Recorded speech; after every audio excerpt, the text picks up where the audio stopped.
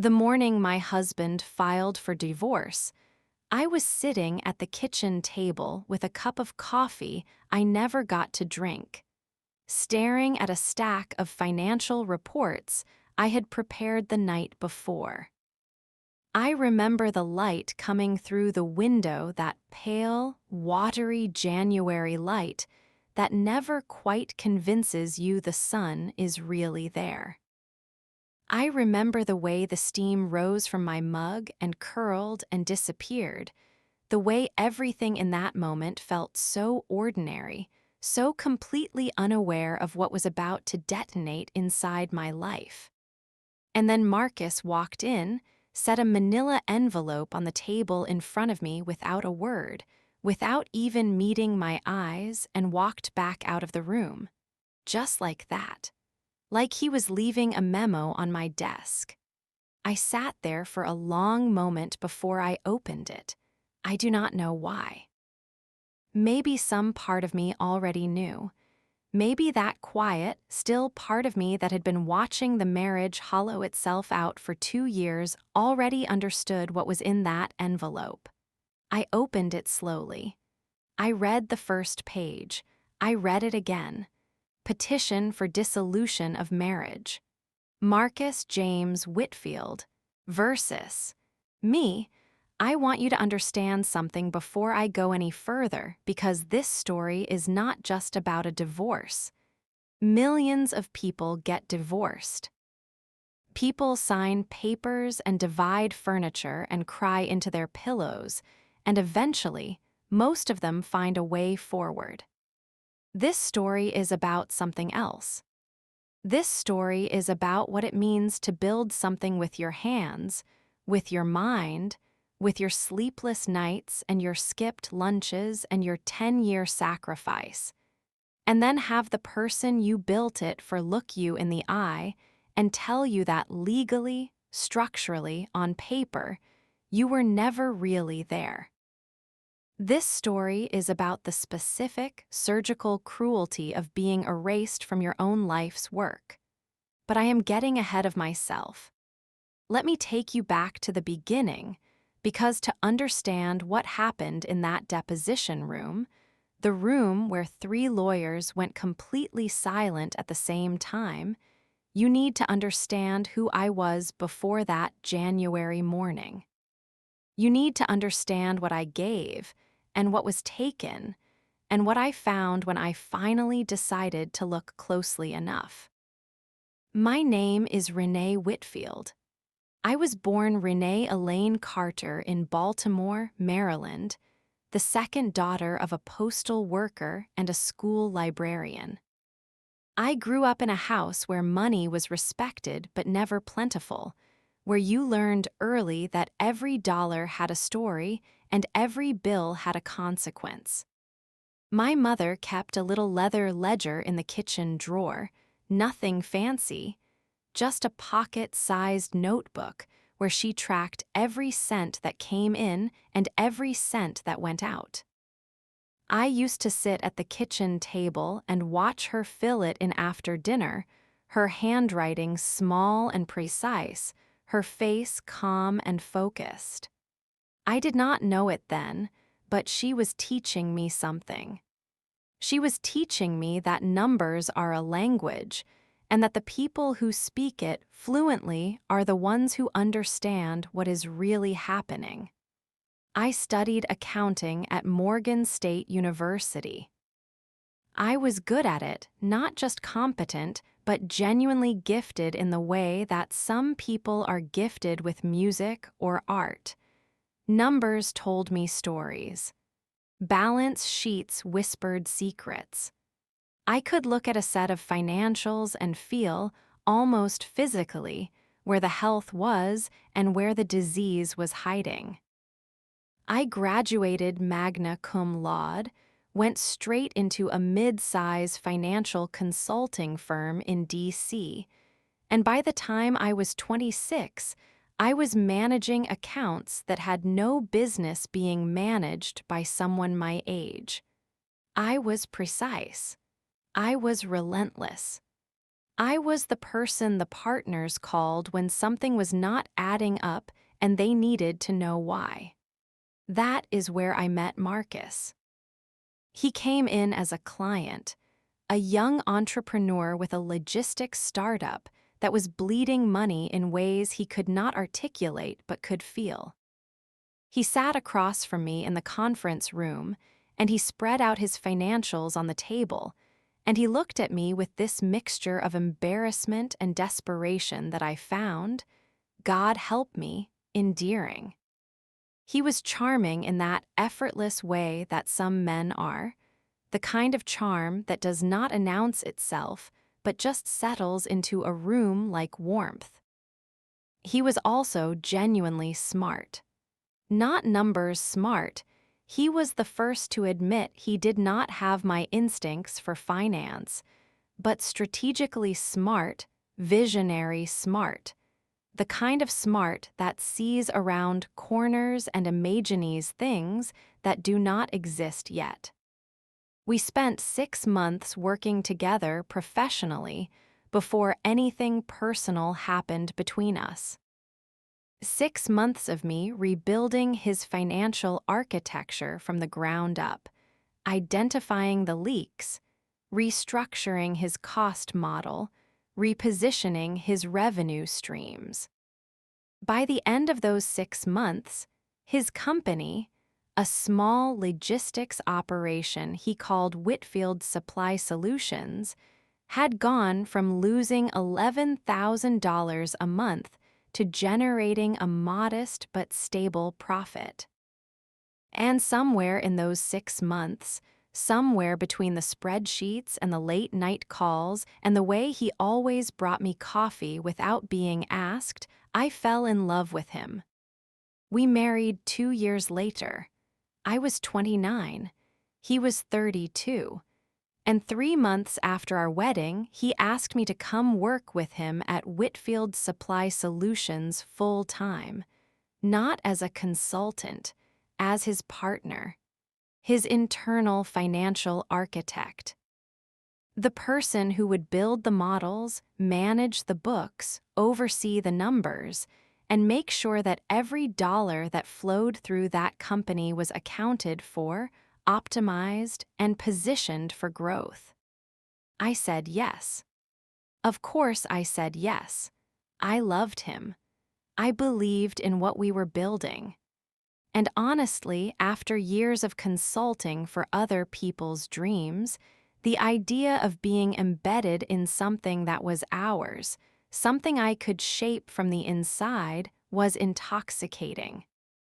I handed in my notice at the firm on a Friday and started at Whitfield Supply Solutions the following Monday. What I want to tell you now, and what I need you to sit with, is what the next 11 years actually looked like. Not the surface version, not the nice story we told at dinner parties about how we built the business together. The real version. The version measured in hours and sacrifices and specific contributions that I later had to fight to prove ever happened at all. In year 1, I rebuilt the entire accounting infrastructure from scratch. Marcus had been using a patchwork of outdated software and informal spreadsheets that made accurate forecasting nearly impossible. I implemented new systems, established proper chart of accounts, created reporting protocols, and built the first real financial model the company had ever had. That model became the basis for our first serious investor pitch. We raised $800,000. The investors later told us in writing that the financial projections were what convinced them. Those projections were mine. In year 2, we expanded into a second market. I managed the capital allocation strategy, built the pro forma models for the expansion, and negotiated directly with 2 of our 3 anchor clients to restructure their contracts in ways that improved our margins by 19%. I also hired and trained our first internal bookkeeper, a young woman named Priya who would later become our finance manager, because by then we had grown enough that I could not do everything alone anymore. In year 3, we nearly went under. A major client defaulted on a $400,000 receivable, and it hit us like a wrecking ball. I spent that entire brutal year, restructuring our cash flow, negotiating bridge financing, renegotiating payment terms with every vendor we had, and building a reserve strategy that meant we would never be that exposed to a single client again. Marcus was the face of the company during that crisis. He was the one who took the calls, who flew to meet the defaulting client, who stood in front of our small team and kept morale alive. But I was the one in the back room doing the surgery. I was the one keeping the patient alive, and that was the nature of our partnership. Marcus was the face, I was the foundation. He built the relationships. I built the infrastructure that made those relationships profitable. He envisioned the growth. I engineered the financial architecture that made that growth possible and sustainable. Every major strategic decision in that company passed through my models first. Every investor update was built on my numbers. Every bank relationship was managed by me. Every audit, and we had 4 of them over 11 years, was led by me. If you had asked anyone on our leadership team who really understood the financial mechanics of Whitfield Supply Solutions, they would have said my name. Not with any disrespect to Marcus, he was a brilliant operator and a gifted salesman, but they all knew where the financial intelligence lived. It lived with me. By year 11, Whitfield Supply Solutions had grown from a small regional logistics operation into a mid-sized firm with 43 employees, contracts in 7 states, and annual revenues approaching $14 million. We had taken on 2 rounds of outside investment, both of which I had structured and managed. We had a line of credit with a major regional bank that I had negotiated personally. We had a financial infrastructure that was, by any objective measure, sophisticated and sound. And we had done it together, or so I believed. The morning Marcus set that envelope on the table, I did not yet know what I was about to discover. I did not yet know about the structure. I did not yet know how, quietly and methodically, over the span of years, the legal and corporate architecture of Whitfield Supply Solutions had been arranged in a way that would, in a divorce, classify my 11 years of foundational work as something much smaller than it actually was.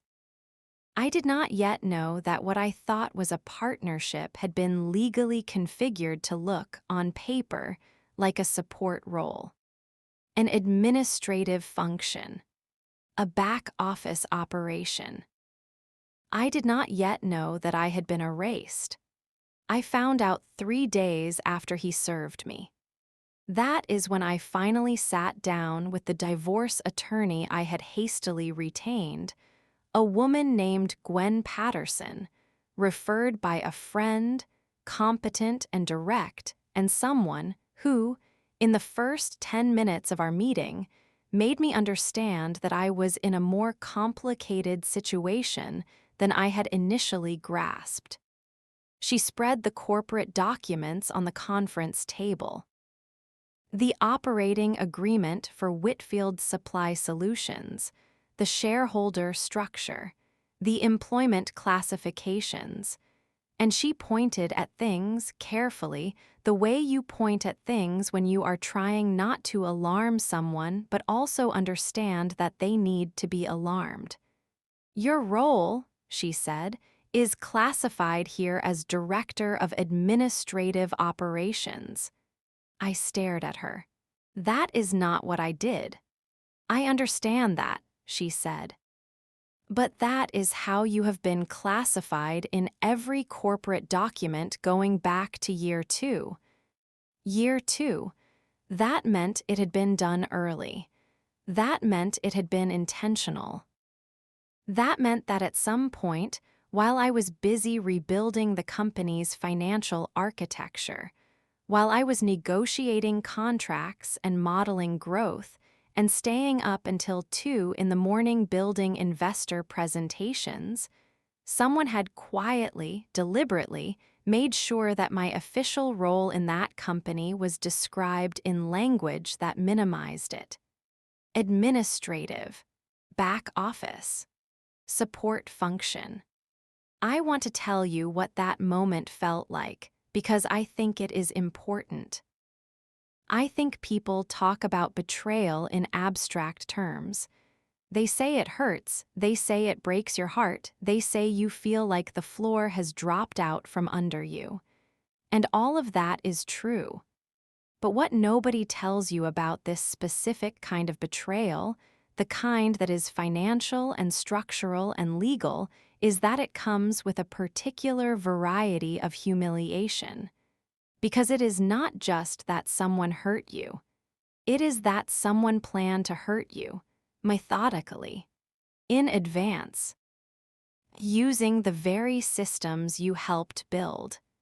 The papers in front of me were not an accident.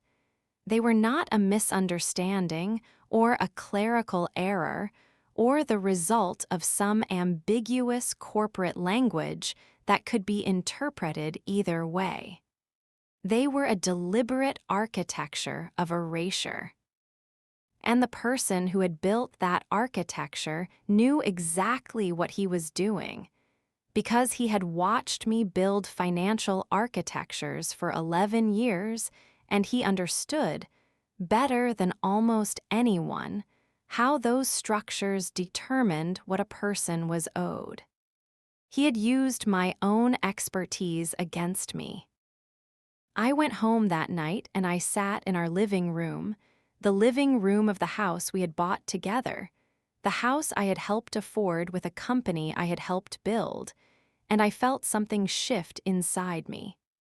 I had spent the first 3 days after being served feeling shocked and wounded and small, feeling like I was standing in the rubble of something I had helped construct, bewildered by how the collapse had happened so fast and so completely. But that night, something changed.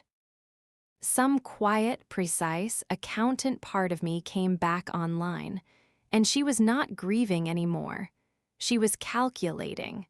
I called Gwen the next morning and I told her I wanted to hire a forensic accountant. She paused. Why? Because, I said, if someone went to the trouble of structuring my role the way they did, I want to know what else they structured. I want to know what the real picture looks like. And I want someone who does not know either of us to go through every document, every account, every transaction in that company and tell me exactly what they find. There was a moment of silence, and then Gwen said, "That is a very good instinct." The forensic accountant's name was Dr. Patricia Osai. She came highly recommended, a former IRS investigator who had spent 20 years doing forensic financial work, first for the government and then in private practice. She was small and methodical and spoke in that careful, measured way that people speak when they have spent decades being an expert witness and have learned that every word they say might eventually be read back to them in a courtroom. She wore small gold glasses and carried a battered leather briefcase that looked like it had survived multiple decades and probably several federal trials. I liked her immediately. I gave her everything I had: 11 years of financial records, tax returns, bank statements, investment round documentation, payroll records, the operating agreement, board minutes, every contract I could put my hands on. I gave her access to the company's accounting software, which I still had credentials to because, and this was a mistake Marcus would later regret, nobody had thought to revoke my access in the first frantic days after he filed. She worked for 6 weeks. 6 weeks of silence during which I did my best to function like a normal human being, to eat and sleep and respond to emails, and not constantly check my phone waiting for word from her. 6 weeks during which I moved out of the house, because I could not stay there, not with him, not with the papers sitting between us like a third person in every room, and into a small rented apartment that felt both terrible and clarifying in the way that stripping everything away sometimes is clarifying. And then Dr. Osai called me and asked me to come in. I remember sitting in her office. The blinds were half open and the afternoon light made stripes across her desk, across the stacks of documents she had assembled, across her hands as she folded them, and looked at me over her glasses with an expression that was professionally neutral but contained, underneath it, something I can only describe as controlled outrage. "There are several things I need to share with you," she said. "And I want to go through them carefully because the details matter." She started with the compensation structure. Over 11 years, my salary had been deliberately kept at what she described as below market rate for the role being performed. Not dramatically, nothing that would look obviously suspicious, but consistently, year after year, my compensation had been classified and benchmarked against administrative roles rather than financial leadership roles. Had I been compensated at a rate commensurate with my actual function, CFO-level work by any objective measure, the differential over 11 years would have amounted to approximately $900,000 in underpaid compensation. I sat with that number for a moment. $900,000. "There is more," she said. "The equity structure." When Marcus had formed Whitfield Supply Solutions, he had established it as an LLC with an operating agreement that allocated ownership interests. In that original agreement, I had been listed as a member with a minority interest. But somewhere in year 3, around the time of the cash flow crisis, when I had been neck-deep in the survival work, an amendment had been filed. An amendment that restructured the ownership interests and reduced my member stake significantly, reclassifying it in a way that, combined with the employment classification, positioned me as a minor stakeholder rather than a foundational partner. I had signed that amendment. I remembered signing something during year 3. There had been a stack of documents related to the bridge financing, related to the vendor renegotiations, and somewhere in that stack, buried, unremarkable looking, presented to me in a moment when I was exhausted and overwhelmed and completely focused on keeping the company alive, had been the amendment that quietly restructured what I owned. "Did he explain what you were signing?"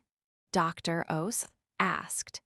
He told me it was related to the bridge financing. He said it was a structural adjustment the lenders required. She nodded slowly. The lenders did not require this adjustment. There is no corresponding language in the bridge financing documents that mandated this change to the ownership structure. The room was very quiet. He lied to me, I said. It was not a question. Based on the documentation, she said, there is no credible explanation other than intentional misrepresentation. But she was not done. She had saved the most significant finding for last, and she walked me through it with the careful, methodical precision of someone who has learned that the most important things deserve the most deliberate presentation. In year 7, Marcus had begun a process of transferring certain company assets into a separately held entity, a holding company that he had established under a name that was not Whitfield Supply Solutions and that I had never been told about. Over 4 years, this holding company had received transfers of value from the primary business: intellectual property, equipment, certain client contracts that had been quietly restructured to route through the secondary entity. The effect of this, by the time the divorce was filed, was that a significant portion of the value I had helped create had been effectively migrated out of the entity in which I held even my reduced interest and into an entity in which I held nothing at all. The total value of assets transferred to the secondary entity, Dr. Osai said, setting a single page in front of me, is conservatively estimated at $2.3 million. I looked at the number on the page. I looked at it for a long time. $2.3 million, and not a cent of it in a structure that included me. I want to tell you what I felt in that moment, and I want to be honest about it, because I think honesty about these moments is important. I did not cry. I had done a great deal of crying in the weeks since Marcus had set that envelope on the kitchen table, and something about the magnitude of what Dr. Os had just shown me moved me past the reach of tears into something quieter and more absolute. I felt like I was looking at something from a great height, like I had finally climbed far enough to see the full shape of what had been done to me. It was enormous, and it was deliberate. And it had been done by someone who knew exactly what he was doing. I looked at Dr. Osa. Can you document all of this? Every finding is fully documented, she said.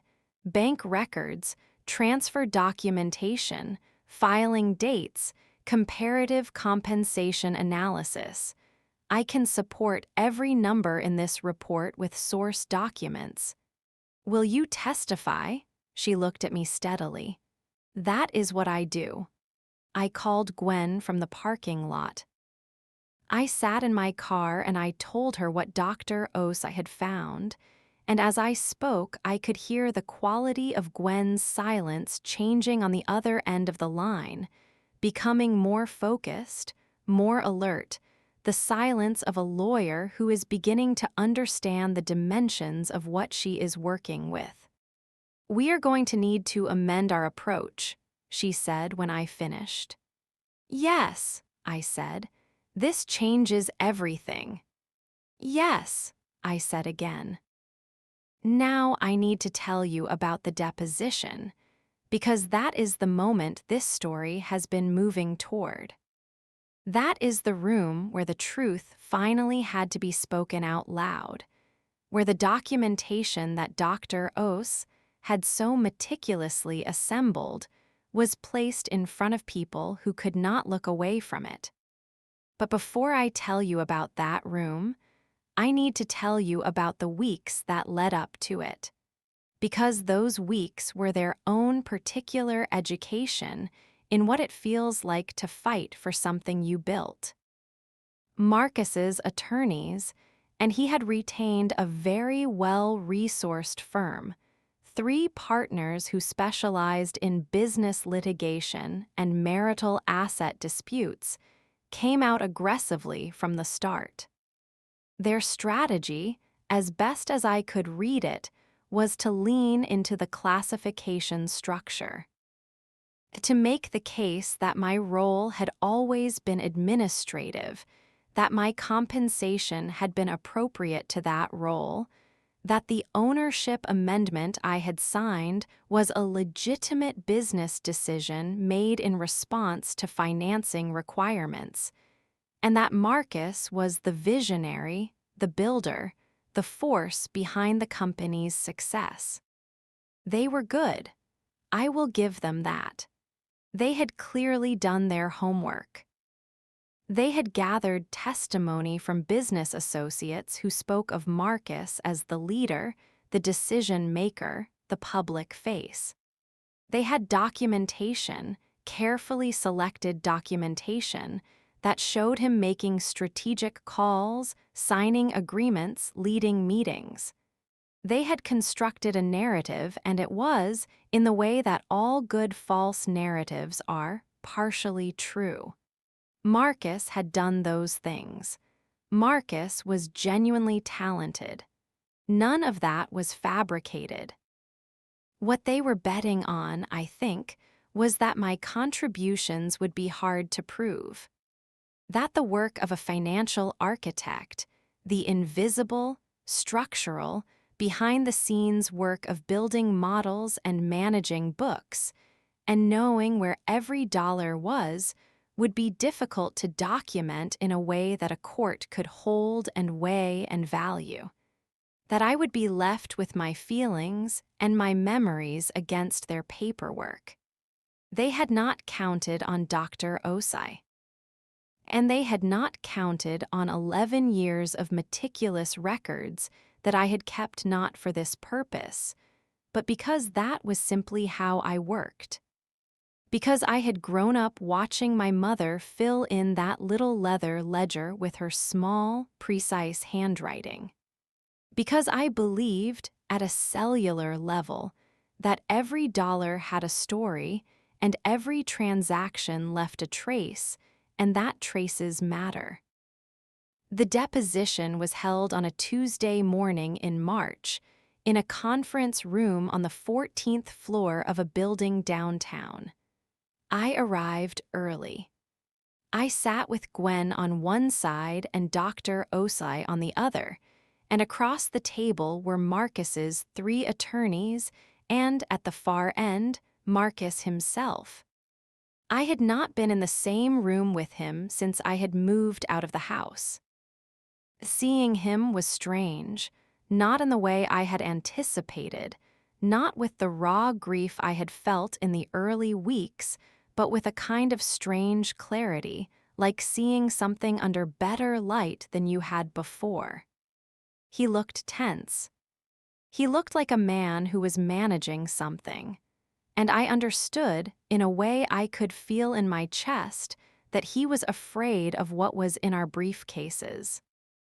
The lead attorney on his side was a man named Hartley, gray-templed, experienced, with the polished and faintly aggressive manner of someone who has spent decades in rooms like this one, and almost always walked out with what he wanted. He opened the deposition with a series of questions designed to establish the administrative nature of my role. Standard questions about job duties, about who made final decisions, about the nature of my daily responsibilities. I answered clearly and directly, exactly as Gwen and I had prepared. Then our turn. Gwen began with the compensation analysis. She walked Dr. Osai through the methodology, the data sources, the benchmarking, the conclusion. $900,000 in below-market compensation over 11 years, based on the actual functions performed rather than the classification assigned. Hartley objected, challenged the methodology, tried to poke holes in the benchmarks. Dr. Oz answered each challenge with the calm, meticulous precision of someone who had been doing this for 20 years and had learned that the truth, properly documented, is impervious to objection. Then we moved to the ownership amendment. Gwen placed the amendment document in front of everyone at the table, alongside the bridge financing documents from the same period. She asked Marcus's attorneys to identify the language in the financing documents that required the ownership restructuring that the amendment had affected. There was a pause. Hartley spoke with Marcus in a low voice for a moment. Then he answered. He cited a section of the bridge financing agreement, a general provision about maintaining organizational structure. Gwen then placed a second document on the table. A letter from the bridge lender's legal counsel, obtained through discovery, explicitly clarifying that the financing agreement had not required any changes to the company's internal ownership structure. The room was quiet. "Does your client wish to revise his account of why the amendment was executed?" Gwen asked, more quiet murmuring between Hartley and Marcus. Then Hartley said they would need to take a short break. We took the break. I sat with Gwen and Dr. Osai in the hallway, and I looked out the window at the city below, and I felt something I had not felt in months. I felt the ground under my feet. When we reconvened, Gwen moved to the holding company. She placed the incorporation documents on the table, the transfer records, the dates, the values. The methodology Dr. Os had used to establish the $2.3 million figure. She walked through it piece by piece, document by document, with the patience and precision of someone who understood that the truth being told slowly is more devastating than the truth told fast. I watched Marcus's attorneys' faces as she did this.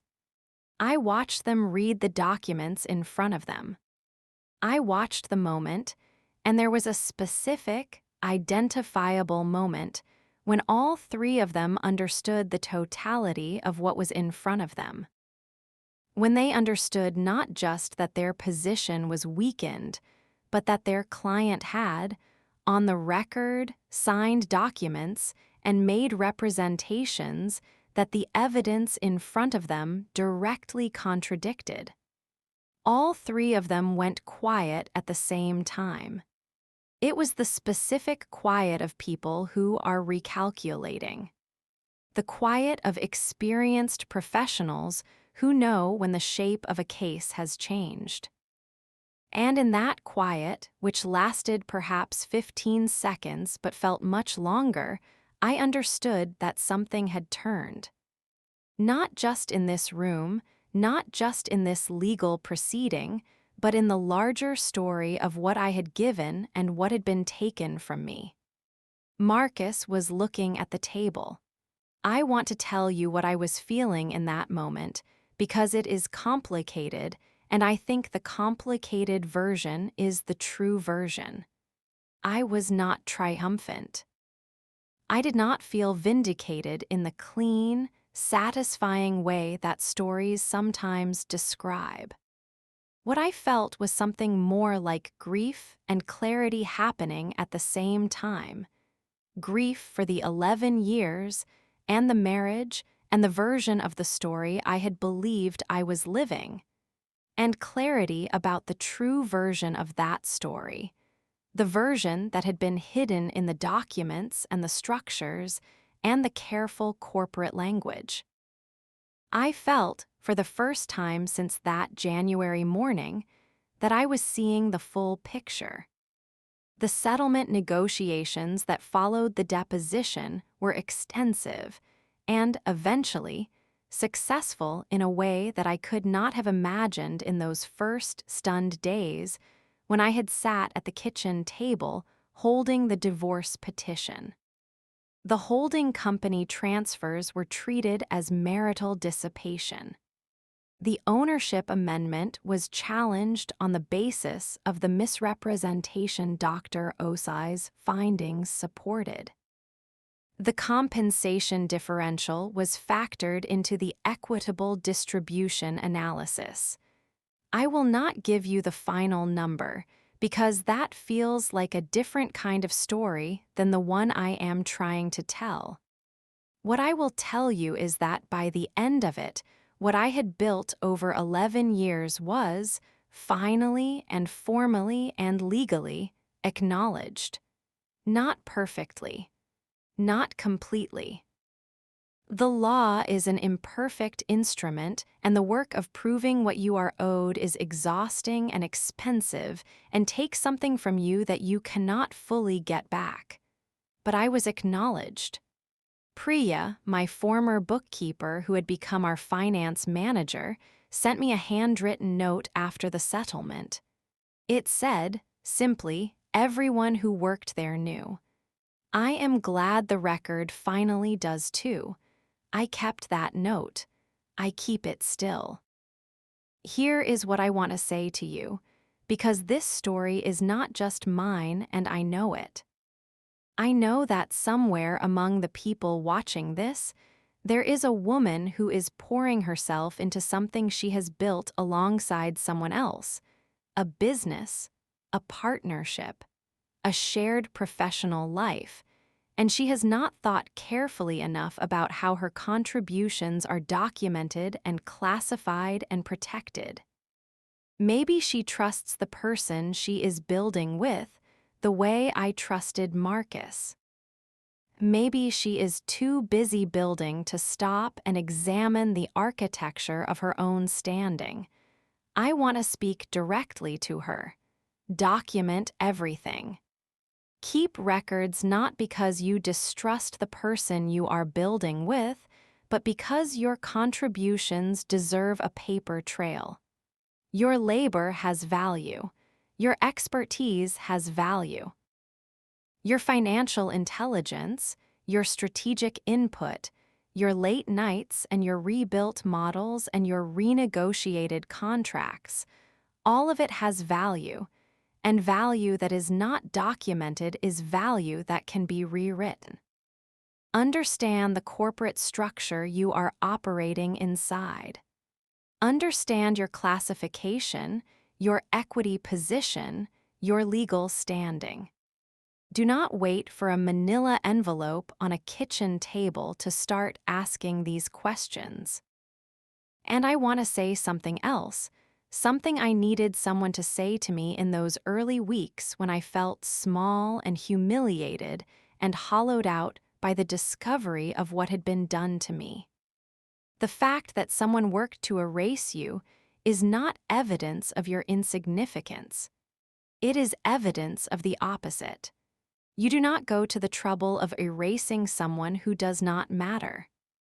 The architecture of my erasure was, in a terrible way, the most comprehensive proof of how much I had actually built.